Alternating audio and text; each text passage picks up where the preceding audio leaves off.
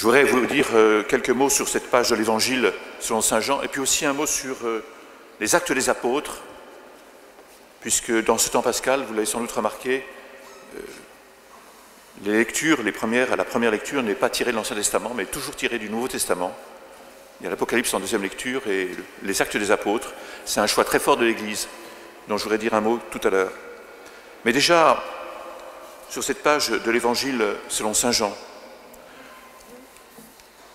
l'Église nous fait relire ces dimanches avant la Pentecôte les discours de Jésus avant sa passion, après la scène. Des discours tout à fait essentiels à travers ce que Jésus nous dit, et plus exactement ce qu'il nous donne, les promesses qu'il nous fait.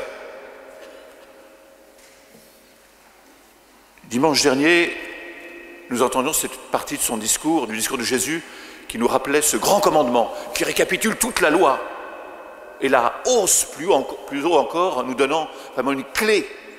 Aimez-vous les uns les autres comme je vous ai aimé.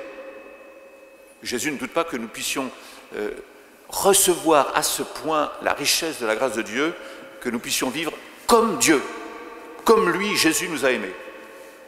Et puis aujourd'hui, il y a deux cadeaux d'un ordre différent l'un et l'autre. D'abord, une parole de Jésus sur la paix. Je vous donne ma paix, je vous laisse ma paix, dit Jésus. Une parole qui a paru si importante aux chrétiens dès l'Antiquité qu'ils l'ont introduite dans la liturgie de la messe, dans l'ordinaire de la messe. Tous les dimanches, toutes les messes.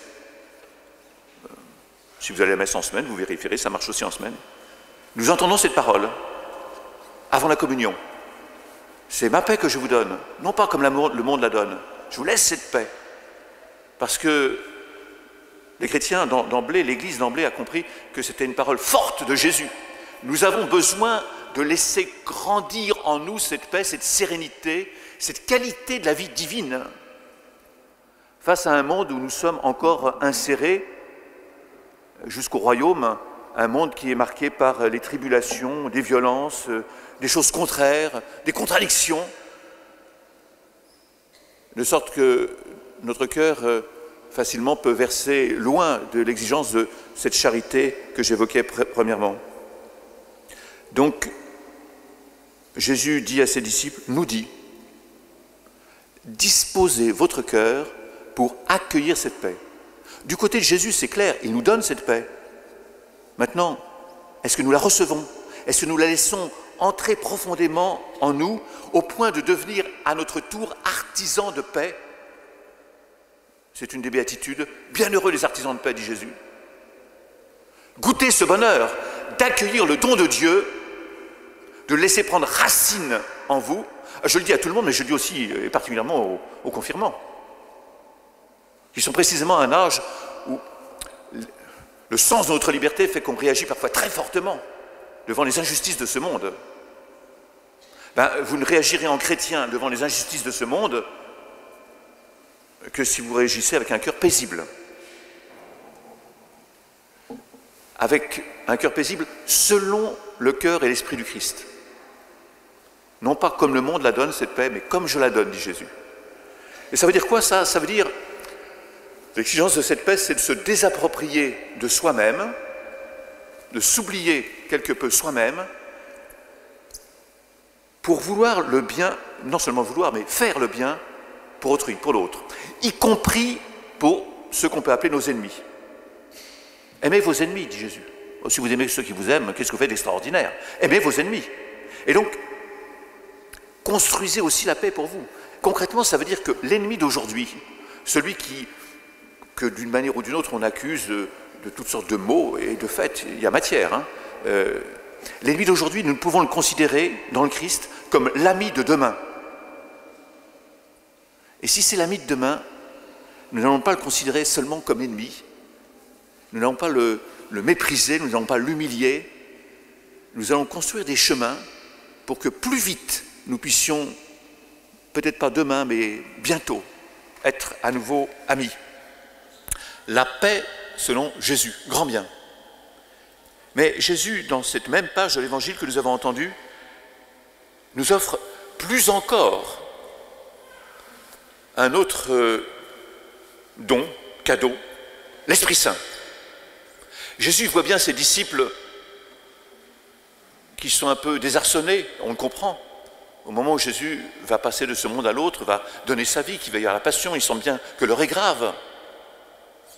Et Jésus dit, ne craignez pas, ne soyez pas dans la tristesse, je ne vous laisserai pas orphelins. Je vais envoyer du haut du ciel une force qui va venir sur vous, l'Esprit Saint. L'Esprit Saint, ce n'est pas quelque chose, c'est personne divine. C'est cette troisième personne qui surgit de l'amour du Père pour le Fils et du Fils pour le Père en retour. Et Jésus nous dit, avant même de dire l'Esprit Saint, il dit le défenseur, paraklétos en grec. Parakalène en grec, c'est prendre la défense, être l'avocat, être l'intercesseur, chercher vraiment à nous tirer chacun dans le sens du bien, du mieux. Et donc Jésus nous dit, soyez en paix. Il y a cet Esprit Saint qui va venir. Je vais l'envoyer d'auprès du Père. Le Père l'enverra en mon nom, en votre faveur. Et ça c'est vrai quand Jésus parle pour ses disciples. C'est vrai au début de l'histoire de l'Église, c'est vrai aujourd'hui. Et notre manière de recevoir l'Esprit Saint en plénitude, certes Dieu est libre de nous l'envoyer de mille façons, mais d'une manière plus particulière, plus spécifique, c'est à travers un sacrement. Les disciples l'ont reçu à travers ce geste magnifique de la Pentecôte, le 50e jour après Pâques, et nous le recevons à travers un sacrement, le sacrement de la confirmation, et c'est aujourd'hui pour vous, pour ceux qui s'y sont préparés. L'Esprit Saint qui est défenseur, mais Jésus nous dit aussi qu'il nous enseignera toutes choses. C'est-à-dire qu'il va nous faire entrer dans le cœur du mystère. L'Esprit Saint ne va pas nous enseigner d'autres choses que celles que Jésus nous a apportées. Mais il va nous permettre d'entrer dans une intelligence plus clairvoyante, plus fine de ce que Jésus nous a dit. De sorte que, bien sûr, nous aurons des questions sur la foi, sur l'enjeu de notre vie et de la vie éternelle. Mais précisément dans l'Esprit Saint, nous entrerons plus avant pour avoir des éléments de réponse, une clarté plus grande sur la richesse de ce que Dieu nous propose et sur le don qu'il veut nous faire, sur le salut qu'il nous offre et les chemins pour nous ici-bas en vue de ce salut. Et Jésus dit encore, cet Esprit Saint, il vous fera vous ressouvenir de toute chose, de tout ce que je vous ai dit. C'est-à-dire l'Esprit Saint actualise. Jésus n'est plus là physiquement, mais il n'a pas abandonné son Église. Et ce que Jésus a fait, les gestes qu'il a posés, ils sont rendus présents par l'Esprit Saint. Et notamment ces gestes sacramentels, qui sont tous dans la puissance de l'Esprit Saint, pour que le mystère de la croix, du salut par la croix, soit rendu présent. Il y a ce geste sacramentel de l'Eucharistie, du sacrement de l'Eucharistie, qui opère, c'est l'Esprit Saint, qu'on supplie de venir sanctifier les dons, le pain et le vin, pour qu'à travers ces signes, la réalité mystique du corps et du sang du Christ, du don du Christ, le Christ qui donne sa vie pour nous, soit rendue présente et que nous puissions communier à cela. C'est plus encore que pour les apôtres qui ont été témoins visuels de la mort et de la résurrection du Christ. Nous communions. Mais ainsi, de tous les sacrements, l'Esprit Saint que le prêtre, l'évêque implore en demandant à Dieu d'envoyer l'Esprit Saint sur nous, sur les confirmants tout à l'heure, eh bien, il vient réaliser cette présence de Dieu en notre faveur. Il actualise, il rend présent le mystère, il nous fera nous ressouvenir, célébrer le mémorial, pourrait-on dire encore, des grandes œuvres de Jésus en ce monde. Pour nous,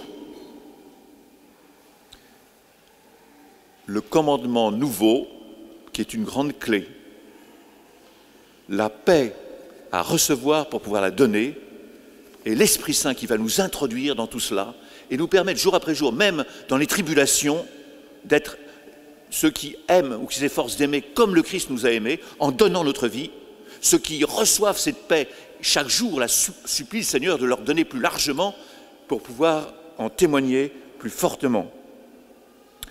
Je voudrais dire un mot, comme je l'ai promis aussi, sur les Actes des Apôtres, et notamment ce chapitre 15e, dont nous lisions quelques extraits dans la première lecture.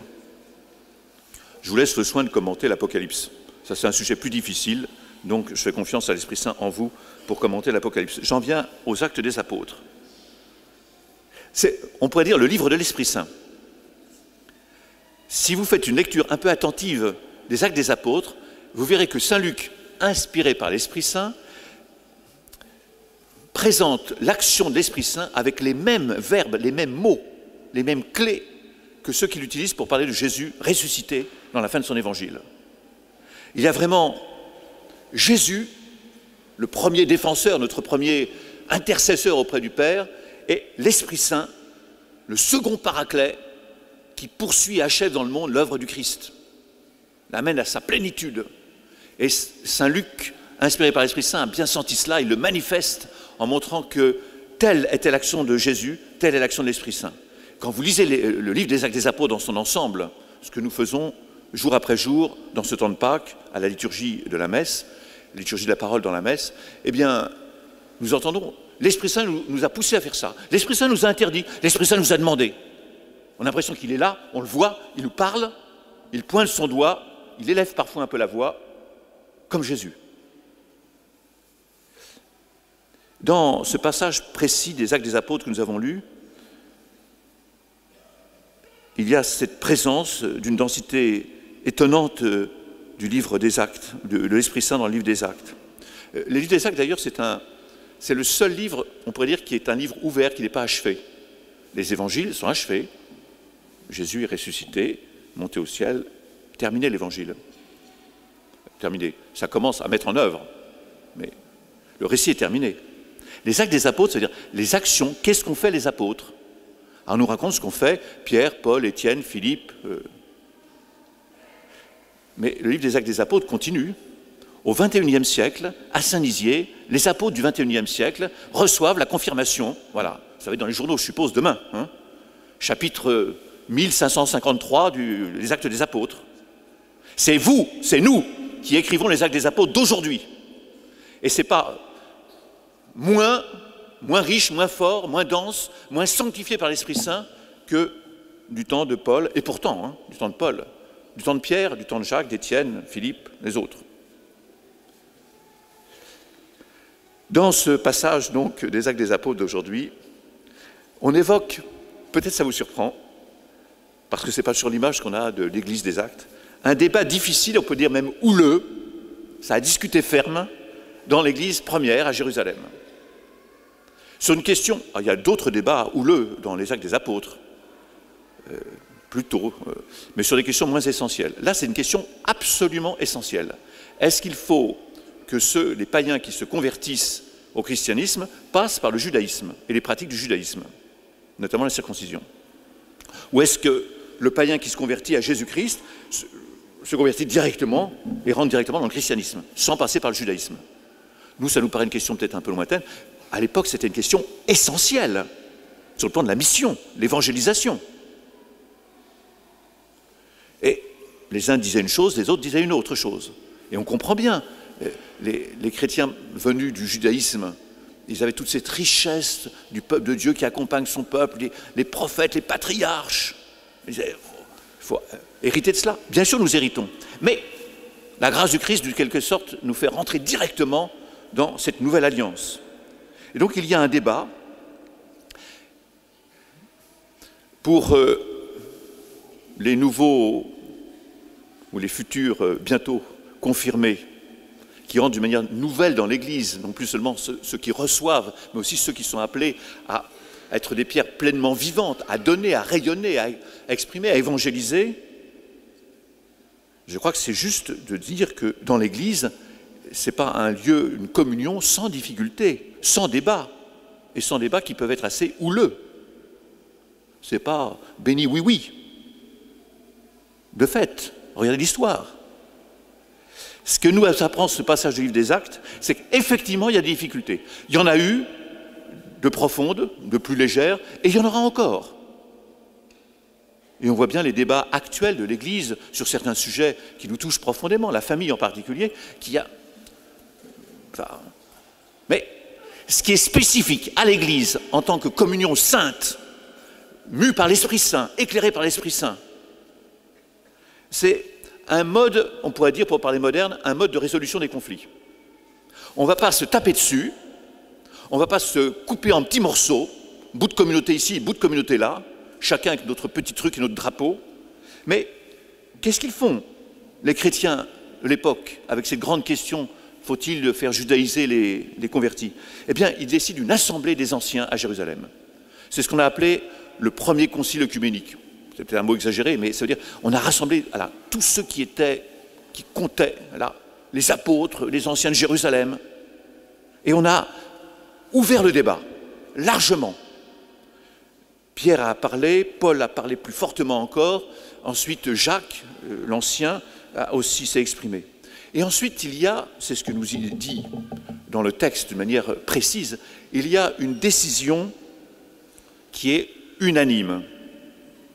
Dans l'Église, nous ne cherchons pas à faire passer notre idée par une majorité, nous cherchons la vérité. Et un des signes de la vérité, dans l'histoire de l'Église, comment un des signes de la vérité? C'est l'unanimité, un consensus très large. Et regardez, vous pouvez regarder ça, c'est pas difficile de vérifier. Dans les conciles, y compris les derniers conciles, les décisions qui n'obtenaient pas, les propositions de décision qui n'obtenaient pas une très large majorité, ben on a renoncé à les prendre. On cherche la vérité, parce que la vérité qui nous rend libres, la vérité qui nous sauve, parce que l'Esprit Saint nous éclaire dans le sens de la vérité. Alors, avec nos pauvres moyens humains, comment trouver cette vérité quand il y a, eh bien, c'est par cette discussion, cet échange, cette recherche, cette quête dans la prière, laisse l'Esprit Saint parler et tout d'un coup peut surgir ce consensus. C'est ce qui se passe à Jérusalem à l'époque. Il y a même une unanimité, un seul cœur, une seule âme, dit ailleurs le livre des Actes. Et